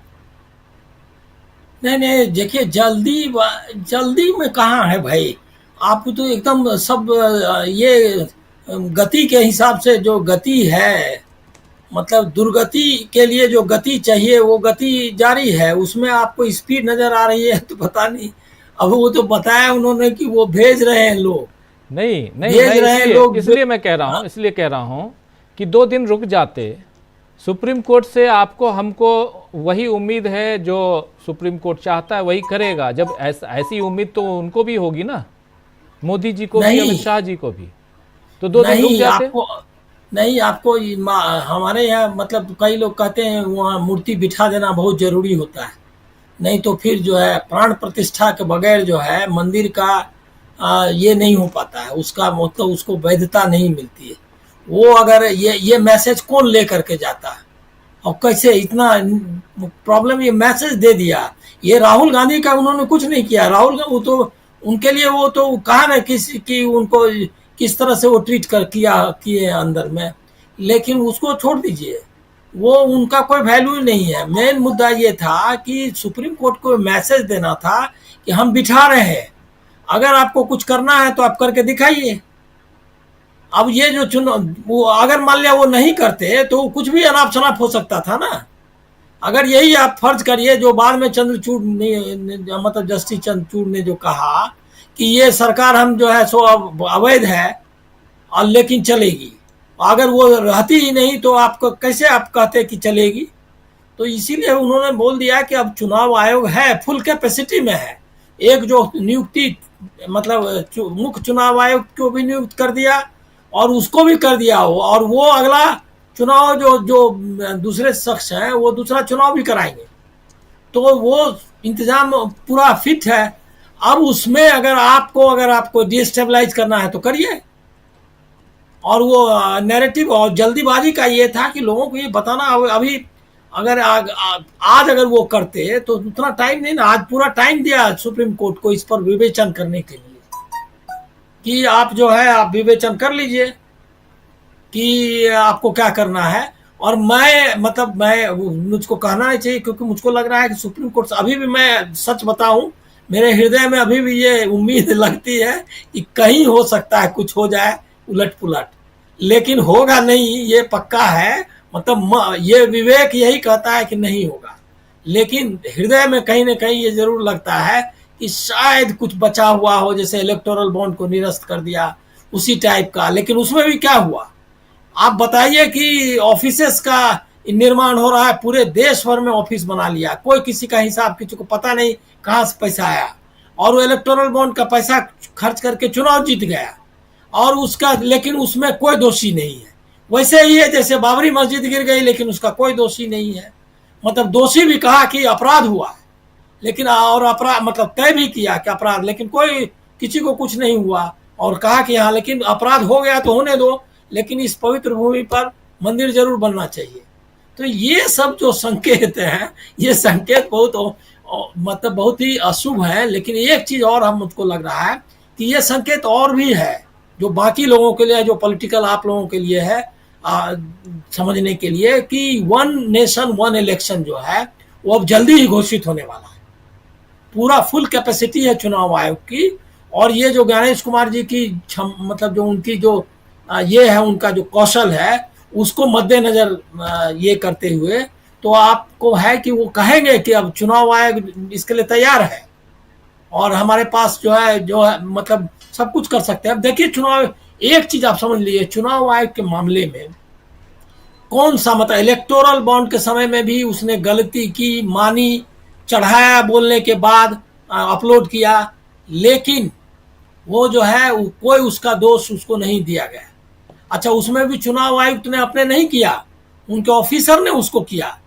मतलब ये मतलब जबकि सारी जिम्मेदारी उनकी होनी चाहिए। सुप्रीम कोर्ट ने उनको कंटेम्प्ट के लिए कुछ नहीं कहा।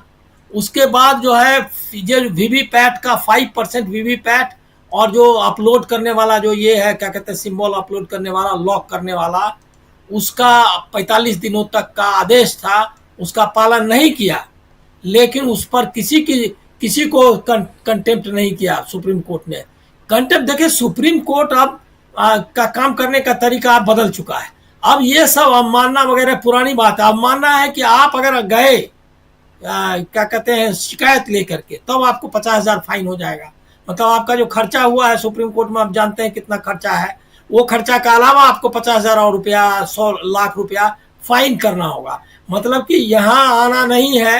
सुप्रीम कोर्ट बोल रहा है, लगातार कहा कि ये फालतू टाइम बर्बाद करते हैं आप शिकायतकर्ता को। लेकिन वो लोग जो है उनके लिए उसने व्यवस्था बनाई कि आप मुहरबंद ये क्या कहते हैं सील्ड कवर एनवेलप में दीजिए, आपको कोई जरूरत नहीं है। सब कुछ सबको जानना जरूरी है क्या? हमारे आपस की बातचीत है, हम लोग जान लिए, हो गया खत्म। उसके बाद क्या है, ये सब तो पहली बार मतलब कि आप नए नए प्रतिमान होंगे। हिटलर देखिए, हिटलर के साथ क्या था, हिटलर और इसमें अंतर करना होगा। हिटलर जो बोलता था वो है वही करता था। उसने कभी नहीं कहा कि जो मतलब जो ये है क्या कहते संसद है जर्मन की वो मंदिर है, वो कभी नहीं बोला नहीं इस फालतू है, इसको जला दो। उसके बाद उसने ये जो द्वैत है ना, ये जो भारतीय मानस का द्वैत है कि क्राइम करिए और चले जाइए, क्या कहते हैं चढ़ावा चढ़ाइए और भगवान आपको मुक्त कर देंगे। ये थोड़ा क्रिश्चियनिटी में भी है कि जाकर के अपना एक्सेप्ट कर लीजिए, ये क्या कहते हैं सिन जो है उसको कन्फेस कर लीजिए। लेकिन यहाँ वो कोई प्रॉब्लम नहीं, कन्फेस भी करने की जरूरत नहीं है। आप जाइए, बोल दीजिए भगवान को हम निर्दोष हैं, मतलब आपका अपने साइड से आपको बताना है। तो उसी तरह का न्यायपालिका है। जब जो कहेंगे ये क्या कहते हैं नरेंद्र मोदी और उनकी सरकार बताएगी कि ऐसा है तो ऐसा है, चुनाव आयोग बताएगा कि ऐसा है तो सुप्रीम कोर्ट मान ले। आपकी बात आपका हो सकता है कि अब ये सब मामले तो इतने गंभीर है कि इसमें फाइन नहीं कर सकते। लेकिन आजकल तो सुन रहे लगातार ना कि कोई एनजीओ जाता है तो कहता है कि आप ये फाइन लगाओ इसको। ये यहाँ कैसे आ गया? अरे बहुत मतलब कि अभी ये जो क्या कहते हैं ना फासिज्म है, ये नए किस्म का फासिज्म है जिसकी गहरी जड़ें हैं। और उसके लिए रविकांत जी है मौजूद कि जहां पर कि आप बाकायदा हजारों साल से एक कम्युनिटी को बाहर रखते हैं, उसके बाद भी उत्कृष्ट और श्रेष्ठ भारत कहने की हिम्मत रखते हैं, आपको जरा भी अपराध भाव नहीं है। ये है ये कंट्री, और ये बोल रहा है लगातार सब कि एक भारत श्रेष्ठ भारत। अरे कौन सा भारत? यही भारत है। अभी भी वो जो दलितों और मुसलमान के साथ आप क्या कर रहे हैं? वो कहीं अरब से आए हैं, यहीं के हैं, उनके साथ आप क्या कर रहे हैं? उनका हर एक मस्जिद खोदने के लिए तैयार है। अभी उसमें 1800 का लिस्ट है और सुप्रीम कोर्ट ने ये खोल दिया। ये चंद्रचूड़ से वो भी बीबीसी के जो पत्रकार हैं वो भी उनका भी उन पर भी मैं डाउट कहूँ, मतलब हम लोगों को सब पे संदेह करना चाहिए। वो क्यों ले गए थे इंटरव्यू और उनका क्या उद्देश्य था?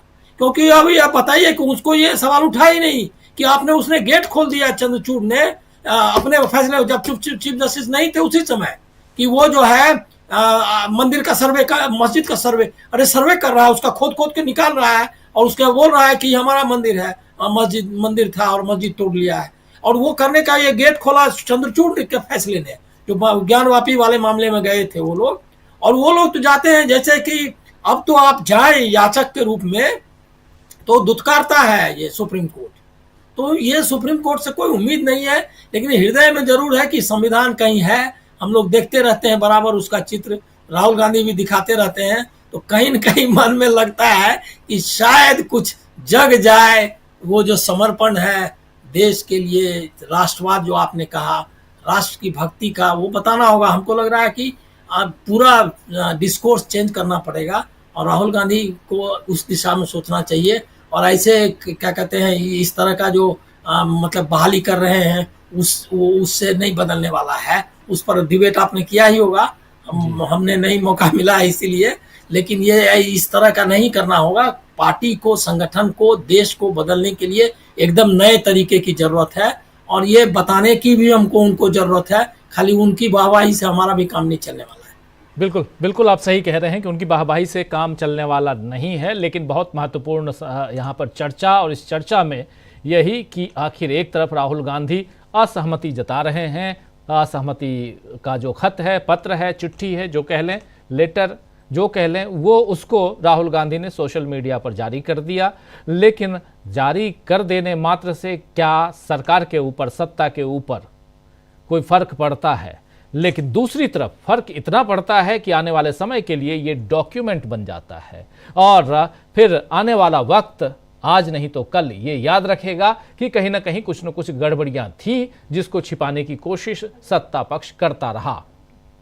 दूसरी तरफ आज 18 तारीख है और कल 19 तारीख, कल एक नहीं बल्कि दो 3 याचिकाएं हैं इसी मसले पे, यानी चीफ इलेक्शन कमिश्नर की नियुक्ति पर, और उस नियुक्ति को लेकर सुप्रीम कोर्ट क्या फैसला सुनाता है।